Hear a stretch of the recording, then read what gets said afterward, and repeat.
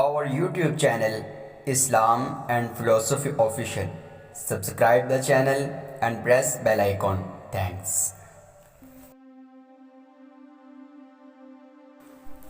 دوسرا عجوبہ احرام مصر۔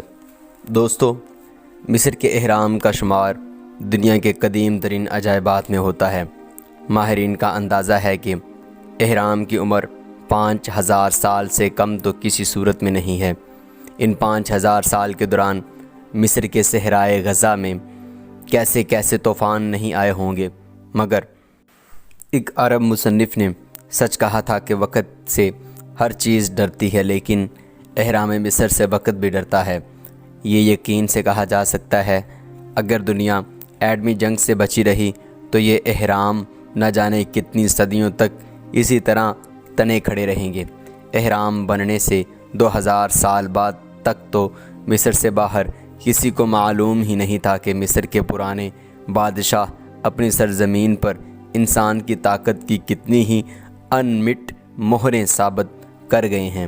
یہ حضرت عیسیٰ علیہ السلام سے تقریباً 450 برس پہلے کا ذکر ہے کہ یونان کا مشہور مورخ ہیروڈٹس مصر آیا۔ اس نے احرام کو دیکھنے کے بعد واپس جا کر دنیا کو بتایا کہ عقل اور شعور پر فقط کسی ایک ملک کا اجارہ نہیں ہے۔ یقین نہ آئے تو مصر میں جا کر احرام کو دیکھ لو۔ اس نے ان احرام کو پیمرس کا نام دیا۔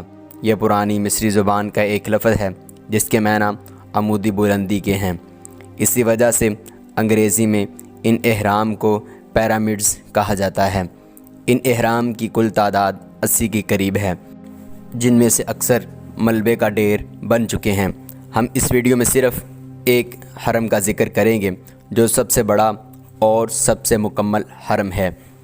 مصر کے یہ احرام اصل میں بادشاہوں کی بیویوں کے مقبرے ہیں۔ احرام تعمیر کر کے مصری بادشاہ دنیا پر اپنے کمال کا سکہ نہیں بٹھانا چاہتے تھے، بلکہ یہ ان کے عقیدے کی پیداوار تھا۔ اس زمانے میں مصری لوگ سورج کی پوجا کرتے تھے۔ ان کا بادشاہ بھی بادشاہ کم اور دیوتا زیادہ ہوا کرتا تھا۔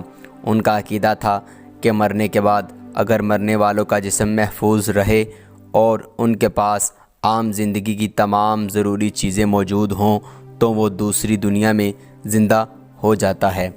مرنے والے کی روح کی سہولت کے لیے یوں تو برتن، اوزار اور استرے تک موجود پائے گئے ہیں، مگر بعد کے ایک مصری بادشاہ دوخ تامبن کے مقبرے سے تو ایک رتھ بھی نکلا تاکہ روح اس میں سوار ہو کر آسمان کی سیر کر سکے۔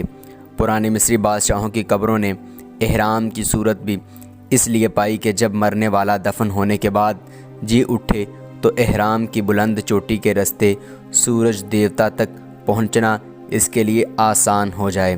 ماہرین نے یہ اندازہ اس سے لگایا کہ مصر میں جتنے بھی احرام ہیں وہ دریائے نیل کے مغربی کنارے پر واقع ہیں۔ وہ اس لیے کہ سورج دیوتا مغرب ہی میں جا کر ڈوبتا ہے۔ مر کر زندہ ہونے کا تصور بھی اسی لیے پیدا ہوا کہ وہ سورج کو ہر روز مغرب میں ڈوبتا یعنی مرتا دیکھتے تھے، مگر دوسری صبح کو وہ ابھرتا یعنی جی اٹھتا۔ مصریوں کا خیال تھا کہ جب سورج دیوتا مر کے زندہ ہو جاتا ہے تو زمین پر اس کا نائب یعنی بادشاہ بھی مرنے کے بعد زندہ ہو سکتا ہے۔ احرام نے اسی عقیدے سے جنم لیا۔ مصر کا ایک بادشاہ خوفو تھا، اسی نے وہ حرم تعمیر کرایا جو مصر کا سب سے بڑا حرم ہے۔ پتھر کی جو سلیں اس حرم میں تعمیر کے کام آئیں وہ 70 من سے لے کر 450 من تک بھاری ہیں۔ وہ سلیں جو حرم کے اندر مقبرے کی چھت پر نصب ہیں وہ 1400 من وزنی ہیں۔ اندازہ لگایا گیا ہے کہ اس حرم پر یہ خوفناک حد تک بھاری سلیں بلکہ چٹانیں 23 لاکھ کی تعداد میں خرچ ہوئی ہیں۔ اگر یہ ایک سل 1 مربع میل کی ہو تو ان سلوں کو خط استوا پر رکھ کر ایک قطار میں بچھایا جائے تو وہ کرۂ زمین کے 2/3 محیط پر پھیل جائیں گی۔ اس حرم کے 4 پہلو ہیں، یعنی شمال، جنوب، مشرق اور مغرب کی طرف۔ یہ حرم امریکہ کے اسکائی اسکیپروں اور فرانس آئیفل ٹاور کے بعد دنیا کی سب سے اونچی عمارت ہے۔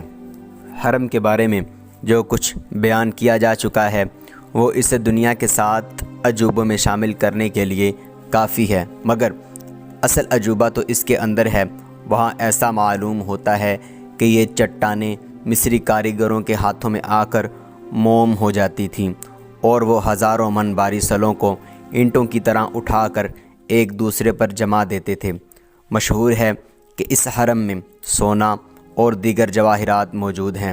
یہی وجہ ہے کہ مختلف زمانوں میں لوگ اس کی کھدائی کرتے رہے، اس لیے بڑے حرم کی بلندی 31 فٹ تک کم ہو گئی ہے۔ کہتے ہیں کہ 9ویں صدی عیسوی میں خلیفہ مامون الرشید کے حکم سے اس حرم میں نقب لگائی جا رہی تھی، جب احرام کے اندر ایک غلام گردش میں ایک بھاری پتھر ٹوٹ کر لڑکا اور کھدائی کرنے والے نے یہ دیکھا اور حیران رہ گیا کہ وہ لڑکتا ہی چلا گیا۔ کچھ دیر تک اس کی ڈراؤنی آواز غلام گردش میں گونجتی رہی۔ جب رکی تو لوگ اس آواز کے راستے آگے بڑھے اور یوں انہیں حرم کے اندر کے ایوانوں کا سراغ ملا۔ احرام کے شمال کی طرف زمین سے 45 فٹ بلندی پر اس میں اندر جانے کا راستہ ہے جو 345 فٹ تک پھیلا ہوا ہے، مگر یہ اتنا سیدھا ہے کہ آخری نقطے پر جا کے پلٹ کر دیکھیں تو دور دروازے میں سے آسمان صاف نظر آتا ہے۔ یہاں ڈھلوان ختم ہو جاتی ہے اور ہموار رستہ شروع ہو جاتا ہے۔ 29 فٹ کے بعد ایک ایوان آتا ہے جو 27 فٹ چوڑا ہے۔ تھوڑا سا آگے جا کر ایک اور راستہ اوپر کی طرف جاتا ہے۔ یہ اوپر جاتا ہوا راستہ 129 فٹ لمبا ہے۔ یہاں پر ایک وسیع گیلری شروع ہو جاتی ہے جو 153 فٹ لمبی ہے۔ یہی شاہی ایوان تک پہنچاتی ہے۔ یہی ایوان بادشاہ خوفو کی آخری آرام گاہ ہے، مگر ستم ظریفی کے لوگوں نے اسے آرام نہیں کرنے دیا، کیونکہ پتھر کا تابوت ٹوٹا پڑا ہے، ڈھکن غائب ہے اور اندر سے بادشاہ کا جسم بھی غائب ہے۔ خوفو کی لاش کے پاس کیا کچھ رکھا گیا ہوگا، اس کا اندازہ خوفو کے زمانے کی ایک ملکہ کے مقبرے سے ہو سکتا ہے۔ اس کی لاش سونے کے تابوت میں بند پائی گئی اور اس کے پاس جو چیزیں رکھی گئی تھیں ان میں ہیرے، جواہرات، سنگ جراحت کے برتن، سونے کے استرے اور چاقو، سونے کا ایک چھوٹا سا آلہ جس کے ایک سرے کو ناخن تراشنے کی غرض سے موڑ دیا گیا، اور اس طرح کی بہت سی چیزیں۔ دفن کرنے سے پہلے مردہ جسم میں سے وہ تمام حصے نکال دیے جاتے تھے جن کے جلدی گل سڑ جانے کا اندیشہ ہوتا تھا، اور پھر ان خالی جگہوں میں مسالے بھر دیے جاتے تھے۔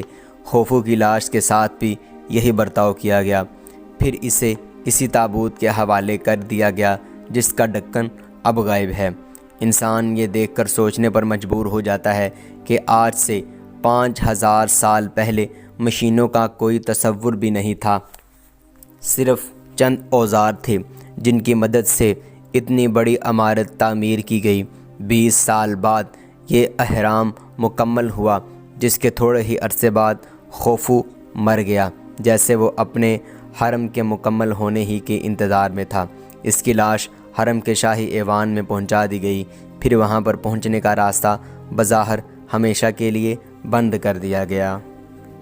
خوفو کا یہ مقبرہ آج اس ترقی یافتہ زمانے میں بھی ساری دنیا کے لیے حیرت اور تعجب کا باعث بنا ہوا ہے، شاید اسی لیے اسے عجوبہ کہتے ہیں۔ ملیں گے ایک نئی ویڈیو کے ساتھ۔ السلام علیکم ورحمۃ اللہ۔